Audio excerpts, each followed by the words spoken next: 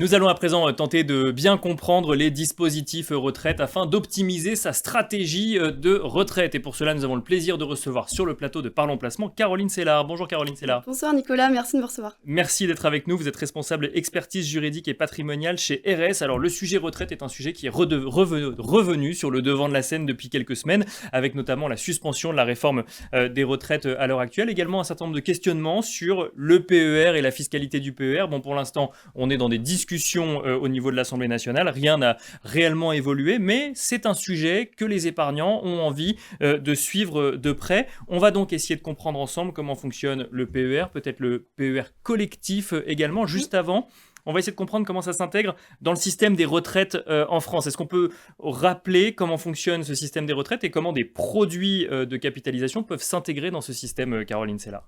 Alors bien sûr, donc en fait, le système des retraites aujourd'hui en France, c'est un système par répartition. Donc les actifs d'aujourd'hui financent les retraités actuels. Bien sûr. Donc il n'y a pas vraiment de système par capitalisation obligatoire, comme c'est le cas chez nos voisins européens, par exemple comme la Suède. Par contre, il existe des produits de retraite qui sont efficaces, comme le plan d'épargne retraite, le PER, qui a été créé par la loi Pacte. Alors auparavant, il existait d'autres produits d'épargne retraite, comme le Madelin ou le PERP, mais ça a été remplacé par le PER pour faciliter la gestion au sein d'une même enveloppe. Le PER, plan épargne retraite, qui pour le coup est un contrat de capitalisation, on capitalise pour soi-même. Comment est-ce qu'il fonctionne et à qui il s'adresse?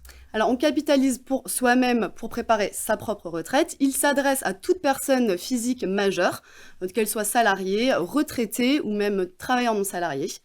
Elle peut aussi s'adresser Avant, elle pouvait s'adresser aux enfants mineurs, pardon, oui, mais ça a été supprimé. Mais maintenant, c'est plus possible. Mais c'est toute personne physique. Voilà.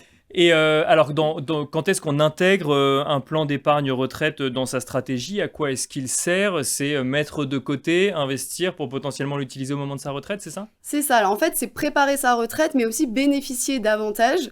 Alors tous les versements que je réalise sur le plan d'épargne retraite peuvent être déduits du revenu imposable. Donc en contrepartie, par contre, cette économie d'impôt générée va m'être repris au moment de la sortie de la liquidation du plan d'épargne retraite. D'accord. Donc j'ai une économie d'impôt lorsque je fais un versement sur un PER aujourd'hui, mettons de 1000 euros. En revanche, si je retire mon argent à la retraite, je serai fiscalisé sur l'argent qui est retiré du PER, c'est bien ça? Exactement. Par contre, vous pouvez quand même effectuer des versements non déductibles si vous le souhaitez. Dans ce cas-là, quand vous retirez votre argent au moment de la retraite, ce n'est pas taxé, bien évidemment.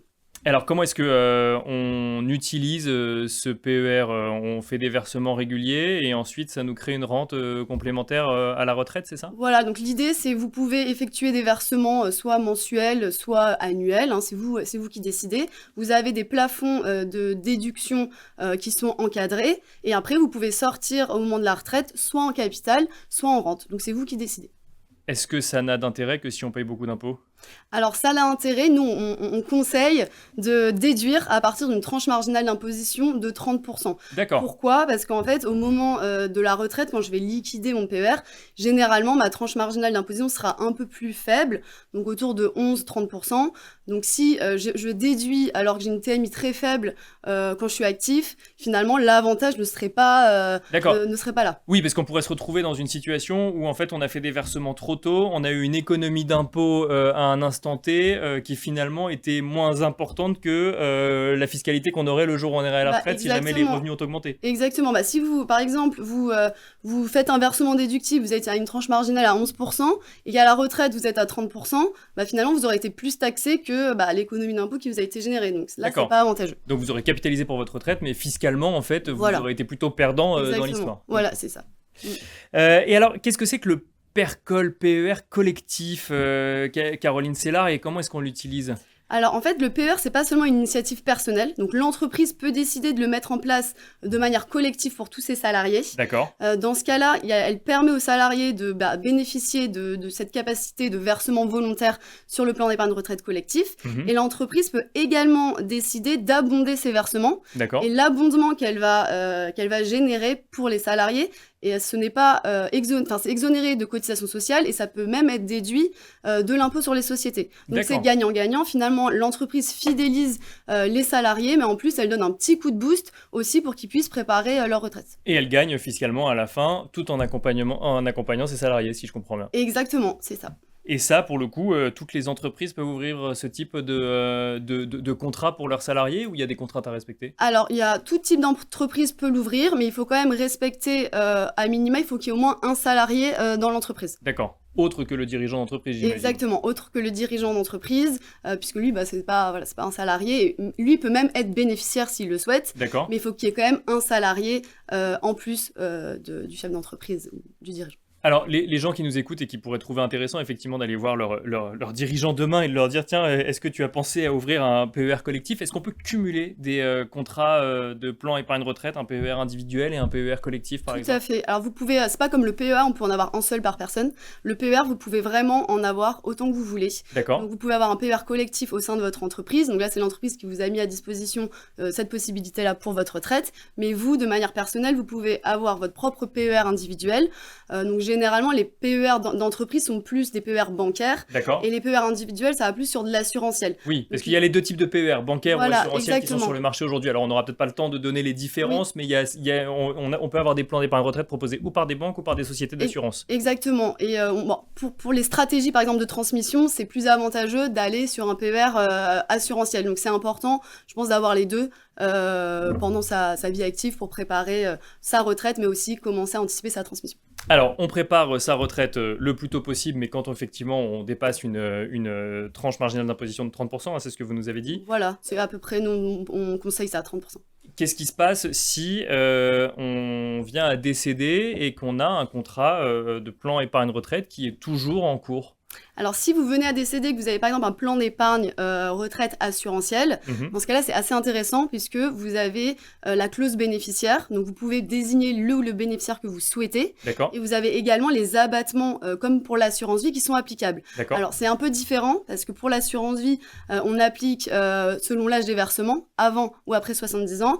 Le plan d'épargne retraite, ça va être en fonction de l'âge de décès. D'accord. Voilà, par contre, c'est plus intéressant que l'assurance vie. Pourquoi? Parce que sur le plan d'épargne retraite, les sommes transmises ne sont pas du tout taxées aux prélèvements sociaux. D'accord. Donc, par exemple, si je transmets à mon conjoint, je lui transmets 100 000 euros, et ben, il aura dans sa poche 100 000 euros. D'accord. Et alors que moi, j'ai en plus eu une sorte de gain fiscal à l'entrée ou d'économie fiscale à l'entrée. Exactement. Et qui a d'ailleurs généré des discussions à l'Assemblée nationale. Aujourd'hui, la transmission permet d'échapper à cette reprise d'économie d'impôt générée au moment des versements.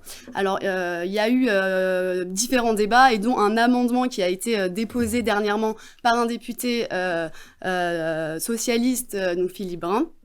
Alors, heureusement, cet amendement n'est pas encore adopté de manière définitive, puisque le texte est encore devant l'Assemblée nationale, il est reparti pour examen. Mais cet amendement peut être déposé aujourd'hui, et en fait, il proposait de liquider obligatoirement le plan d'épargne retraite au moment de la retraite. D'accord, donc on arrive en retraite et automatiquement le contrat est liquidé, ça veut dire qu'on choisit capital ou rente, mais on est obligé de l'utiliser quelque part, c'est ça? Exactement. Alors, on choisit capital ou rente, mais là, en fait, ça inciterait à sortir en rente, parce que si je sors entièrement en capital d'une seule traite, fiscalisé d'une seule fois. Une seule fois, donc ça peut engendrer des sauts de tranche d'imposition assez excessifs. Oui, bien sûr. Donc nous, on est contre déjà pour cette raison-là. En plus, le plan d'épargne retraite, il fonctionne très bien aujourd'hui. C'est un produit que la loi Pacte a quand même bien dynamisé. Donc en fait, le but, c'est quand même de donner, d'encourager les actifs à préparer leur retraite et non pas de les décourager en transformant tout le temps un produit qui fonctionne bien et en perdant cette confiance-là en le produit d'épargne retraite. Est-ce qu'il y a toujours un risque aujourd'hui de réforme sur ce PER? Effectivement, il y a cet amendement qu'on a vu dans la dernière proposition de budget qui n'a pas été voté pour le moment, mais qui du coup est toujours en discussion. Est-ce qu'il y a un risque d'évolution du PER à venir, selon vous? Alors, il y a un risque, oui, parce qu'il y a énormément... le PER est quand même... l'économie d'impôt et le PER est quand même dans le viseur des certains députés. Donc, il y a beaucoup d'amendements qui ont été déposés en ce sens. Alors après, chaque année, il y en a qui sont déposés. Souvent, ils sont retirés, ça ne passe pas. D'accord. Donc voilà, petit à petit, on passe souvent à côté.